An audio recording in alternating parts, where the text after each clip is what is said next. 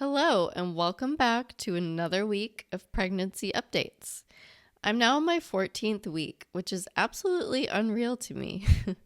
My second trimester has officially begun, and I do feel more like myself.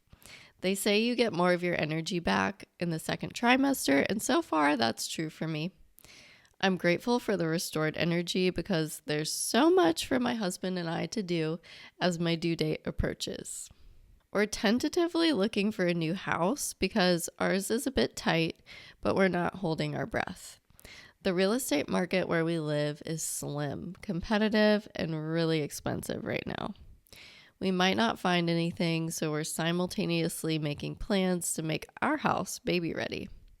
That includes preparing the nursery, getting rid of lots of stuff, and cleaning up some neglected areas.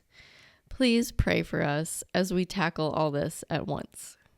Quick reminder to subscribe to my channel if you love these videos and updates. Same thing goes for my Instagram and Substack, both of which you can find at Lauren P. Clamp. Now, let's dive into this week's update. This past weekend, we took the major step of telling the world we are pregnant. Prior to this past Sunday, select members of my family knew, as well as my coworkers and some close friends.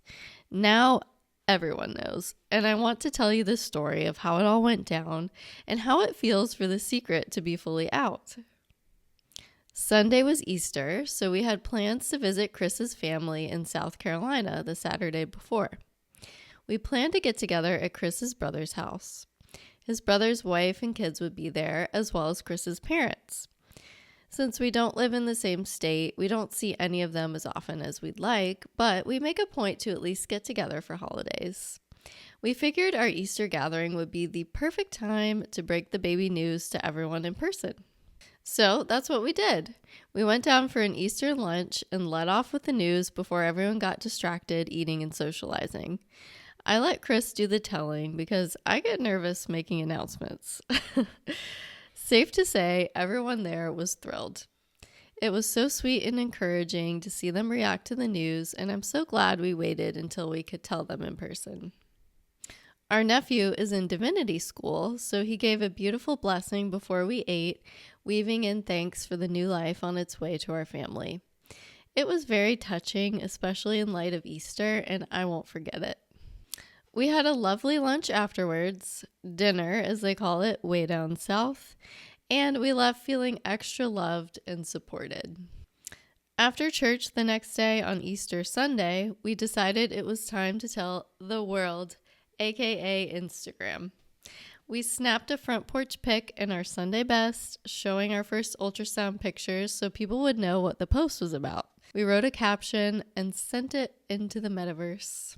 The response from our friends and family who didn't know yet has been so heartwarming.